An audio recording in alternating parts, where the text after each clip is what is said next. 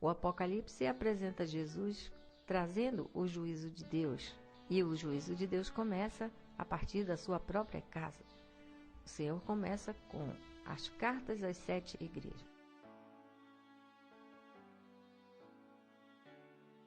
As 7 igrejas estão todas num país que hoje se chama Turquia. E é ali, na Turquia, que nasce o rio Eufrates. O Apocalipse diz que a 6ª taça foi derramada sobre o rio Eufrates, fazendo o rio secar. O rio Eufrates nasce na Turquia e depois ele passa cortando pelo meio da cidade de Babilônia. Quando o rio Eufrates seca, isso significa que o Espírito Santo se retira das igrejas. O rio Eufrates simboliza as 7 igrejas na sua nascente e também simboliza a Babilônia. E também relacionados às 7 igrejas estão os 7 montes nos quais a Babilônia está sentada. Babilônia, a grande cidade, que representa o conjunto das 7 igrejas caídas.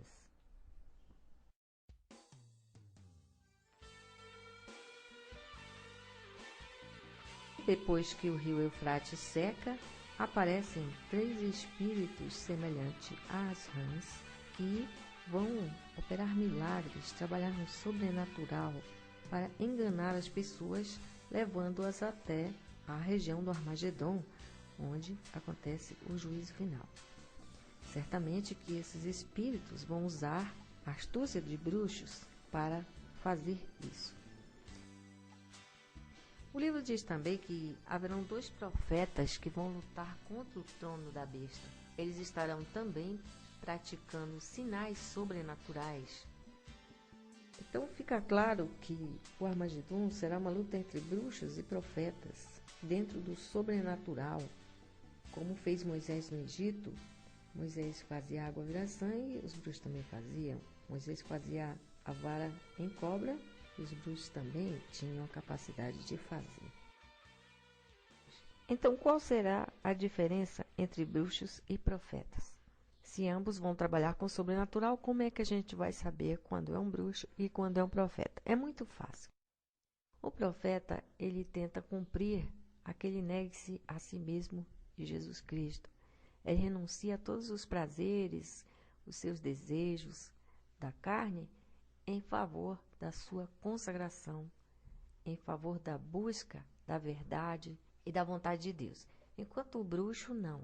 Ele quer fazer de Deus o seu servo, colocando-se no lugar de rei. Ele não renuncia a nada, não renuncia à gula, aos prazeres da carne. A força do bruxo está na carne.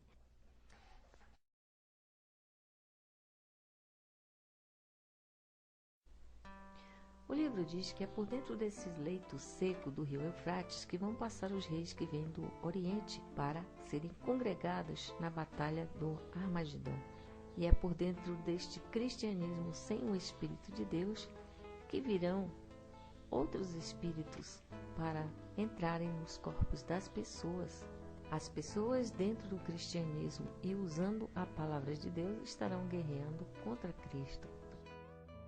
Usando a palavra de Deus, assim como Satanás no deserto usou a palavra para guerrear contra Cristo.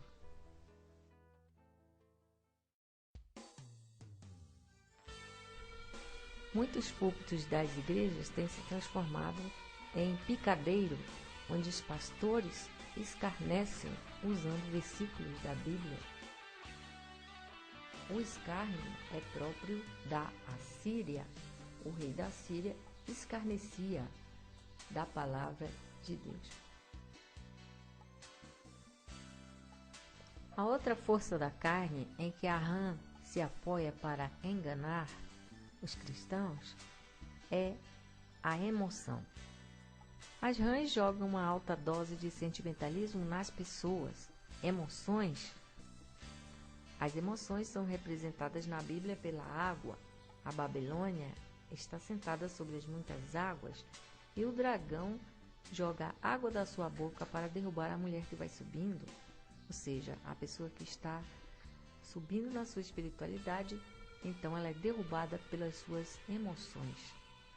Há pessoas que pensam erroneamente que O Espírito de Deus se revela através da emoção. Mas qualquer artista pode jogar emoção nas pessoas. Por isso a figura da rã deve ter sido usada por causa da transformação que ela sofre no seu corpo. Assim como o artista se transforma, jogando emoção nas pessoas para fingir que aquilo é o Espírito de Deus.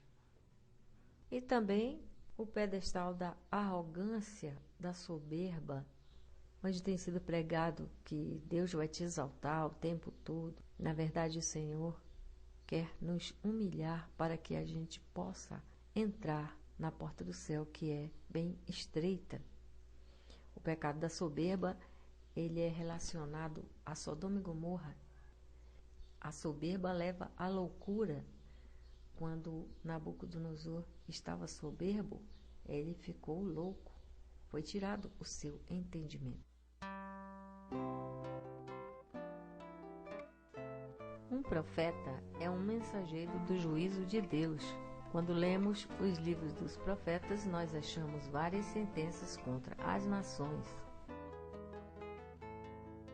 E por isso, um profeta precisa estudar. Ele tem que saber qual é o plano de Deus para cada nação.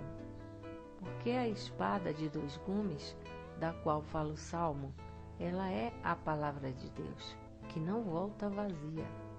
E o profeta deve se limitar apenas a dizer o juízo escrito. Ele não pode falar nada de si mesmo, senão apenas dizer o que Deus já determinou. Um profeta deve compreender também os enigmas espirituais, passados através da tipologia das figuras. Quando José interpretou o sonho do faraó no Egito, acerca das 7 vacas gordas e das magras, ele sabia que a vaca e o boi são símbolos da prosperidade no Egito. E daí ele concluiu que viriam 7 anos de fartura e 7 anos de fome.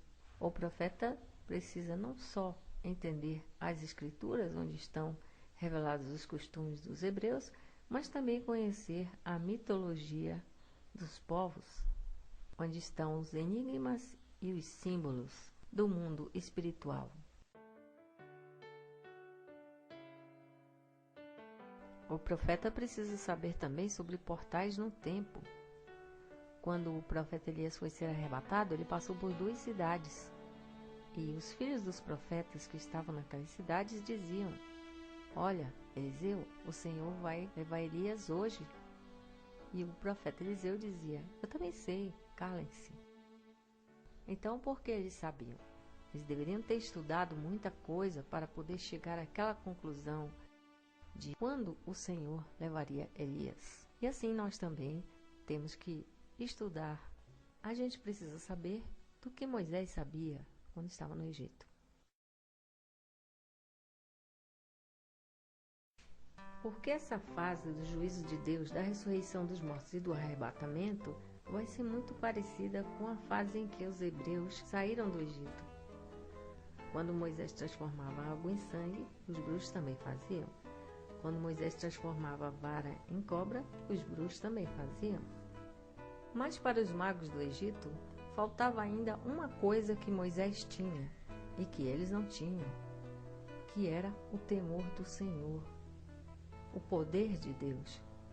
Jesus Cristo disse: errais não conhecendo as Escrituras e nem o poder de Deus.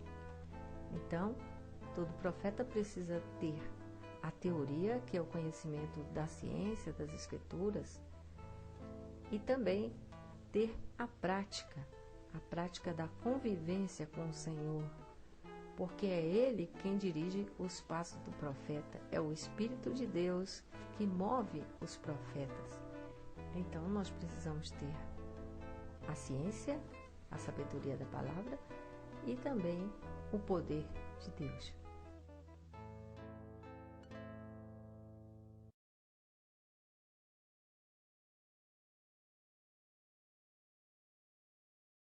Os espíritos das rãs também tentam desanimar alguns profetas acerca do juízo de Deus, citando aquele versículo de Jesus: não julgueis para não serdes julgados.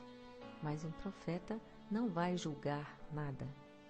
Ele apenas vai ministrar um juízo feito por Deus há muitos séculos atrás.